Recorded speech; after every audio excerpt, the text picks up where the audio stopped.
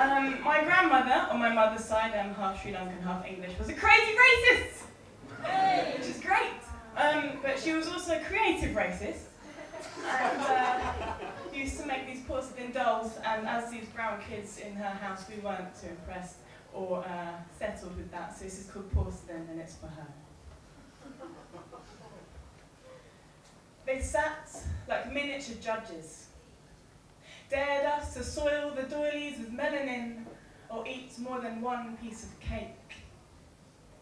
The rest of this sumptuous crumb was reserved for the porcelain dolls my grandmother made. She rouged their pallid cheeks, brought nylon curls that cascaded perfect trills down their lacy fronts. These did not form matted frizz or go browner in summer, long city limbs running wild. We were sharp kids, quick, played instruments, told jokes, acted routines from parents' spats, two accents from two continents, loud caricatures that shook bellies and walls and showcased our life in comedy. But here, we sat on our hands, swallowed our impressions in a swift mouth cramp of sweets. We knew we caused tremors. Uprooted the day Grand's daughter left town with a darkie, back now with bronze children made of fluff afros and noise. No closed rosebud mouths, nor silent skin of pure white. They were her miscarried dreams and demure pinafores and glass eyes. But we turn the earth. And we won't stop for anyone. Thank you. She's dead now. I don't know where her dolls went. Now we can be free. No, not really.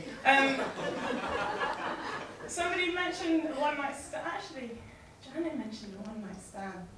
And Esther mentioned a night that didn't happen. This is a night that did happen. Has anyone ever had a bad one-night stand? Oh, yes. Oh, yes. I love the reaction. That's always good. This is one poem for them all, and it's called Blue Movie Starlet.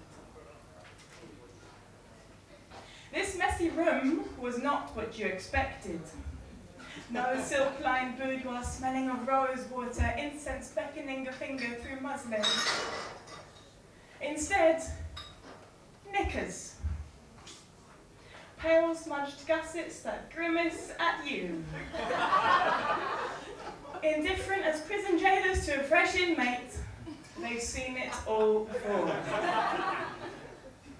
Though doe-flutter eyes and soft focused limbs might poise prettier than this gin-doused maiden, spontaneity is known for its sepia tint.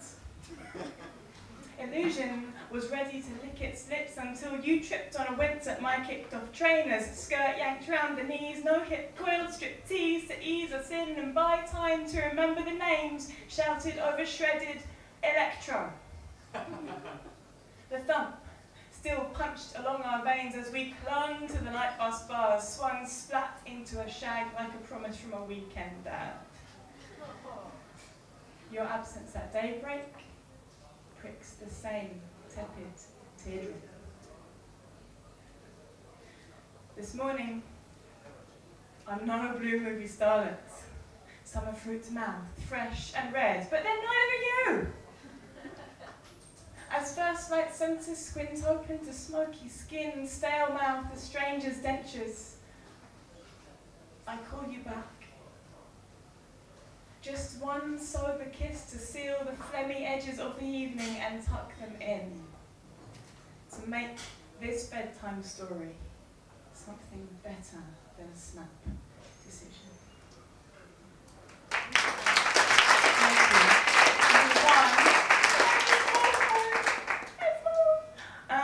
Is anyone a messy eater? Me too. It's about that. It's called Secret. When no one is watching, I eat like this. jaws like a puppet on an amateur hand, young birds gulping a fish much longer than itself. Thank God I don't yet have a beard. Can still wipe the truth with a quick wrist. A lace hanky ready to caption me a lady.